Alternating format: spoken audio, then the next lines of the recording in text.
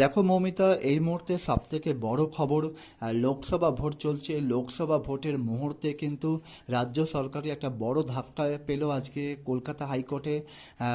2016 সালের যে এসএসসি সমস্ত নিয়োগ কিন্তু বাতিল করলো কলকাতা হাইকোর্ট।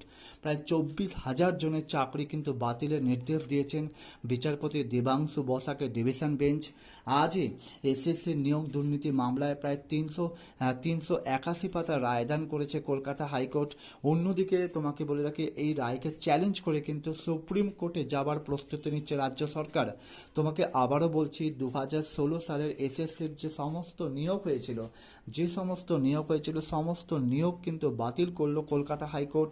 তোমাকে বলে রাখি, বেশ কয়েকদিন ধরে একটা চর্চিত বিষয় হয়ে উঠেছিল যে সোমবার রায়দান কি হবে সেই রায়দানে, এবং এই সোমবারই আজ এবং সেই রায়দান হলো কলকাতা হাইকোর্টে। এবং চূড়ান্ত সেই রায় কিন্তু যখন বেরোলো, এক চূড়ান্ত রায় কিন্তু সেখানে পাওয়া গেল।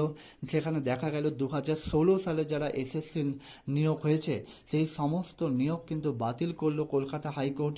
শুধু তাই নয়, সেই যারা নিয়োগ হয়েছিল সেই সময় প্রত্যেকের কিন্তু বেতন ফেরতের নির্দেশ দেওয়া হয়েছে। তোমাকে আরও একটি বলে রাখি, 381 পাতা রায়দান করেছে কিন্তু কলকাতা হাইকোর্ট, এবং কলকাতা হাইকোর্টের স্পষ্ট নির্দেশ রয়েছে যে নতুন করে এবং স্বচ্ছভাবে আবার নিয়োগ করতে হবে স্কুল সার্ভিস কমিশনকে।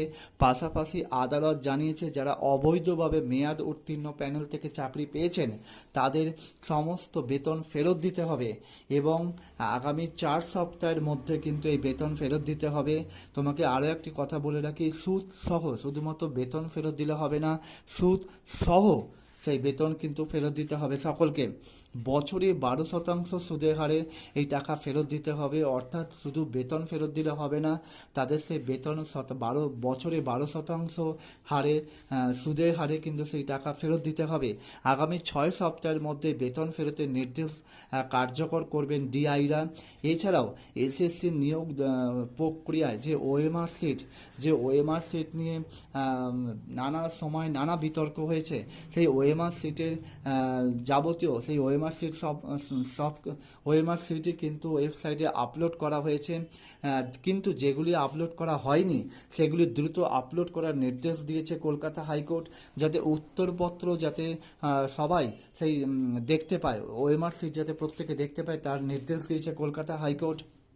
এছাড়া আদালত কিন্তু আরও একটি গুরুত্বপূর্ণ কথা জানিয়েছে, সেটা হচ্ছে শুধু নির্দেশ দিয়েছে, সেই আদালতের যে নির্দেশ সেটা হচ্ছে এই নিয়োগ দুর্নীতির তদন্ত কিন্তু সিবিআই চালিয়ে যাবে, এবং যাকে প্রয়োজন, অর্থাৎ তাৎপর্যপূর্ণ কথা যেটা কলকাতা হাইকোর্ট আজকে নির্দেশ দিয়েছে সেটা হচ্ছে যাকে প্রয়োজন তাকে কিন্তু সিবিআই হেফাজতে নিয়ে জিজ্ঞাসাবাদ করতে পারবে, অর্থাৎ যারা অতিরিক্ত পদ তৈরির মধ্যে যুক্ত ছিল তাদেরকে অবিলম্বে খুঁজে বার করতে হবে। এর আগে প্রাক্তন বিচারপতি অভিজিৎ গঙ্গোপাধ্যায় এই মামলায় প্রচুর অযোগ্য শিক্ষকের চাকরি বাতিলের নির্দেশ দিয়েছিলেন। তখনও রাজ্য সরকারের আবেদনের পরিপ্রেক্ষিতে সেই নির্দেশে স্থগিতাদেশ দিয়েছিল সুপ্রিম কোর্ট। গত 9ই নভেম্বর সুপ্রিম কোর্টের নির্দেশে কলকাতা হাইকোর্টে গঠিত হয় বিচারপতি দেবাংশু বসাক ও বিচারপতি সাব্বার রশিদের বিশেষ ডিভিশন বেঞ্চ। সেখানে কিন্তু এসএসসি মামলার শুনানি শুরু হয় গত ডিসেম্বর মাস থেকে।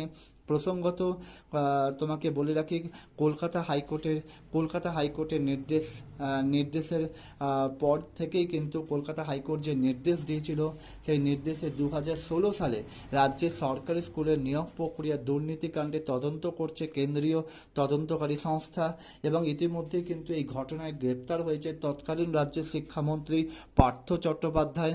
এছাড়াও একাধিক হেভিওয়েট ব্যক্তিও কিন্তু এই মুহূর্তে জেলে রয়েছে।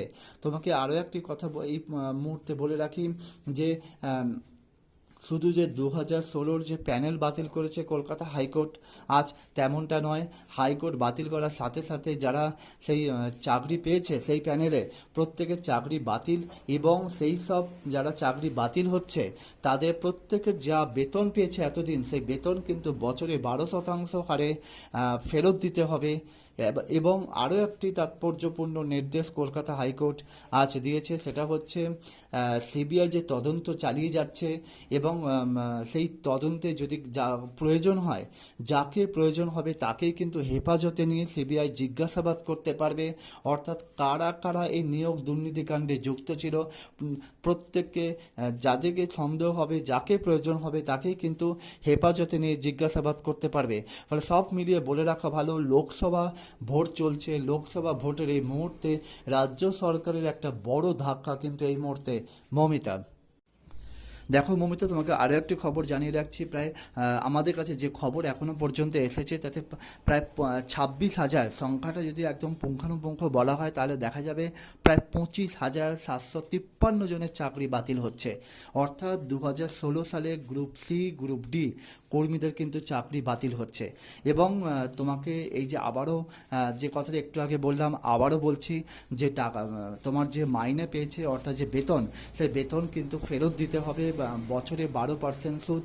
এবং প্রত্যেক জেলার শাসকদের, জেলা শাসকদের কিন্তু সেই টাকা উদ্ধারের নির্দেশ দেওয়া হয়েছে, খুব দ্রুত যে সময়সীমা বেঁধে দেওয়া হয়েছে। এবং তোমাকে বলে রাখি, ভোটের আবহে এটা রাজ্য সরকারের একটা বড় ধাক্কা। স্কুলে যে দুর্নীতি হয়েছে, নিয়োগ দুর্নীতি হয়েছে, সেই নিয়োগ দুর্নীতিকে কিন্তু আজকে কলকাতা হাইকোর্ট মান্যতা দিল। ফলে ভোটের আবহে রাজ্য সরকারের একটা বড় ধাক্কা।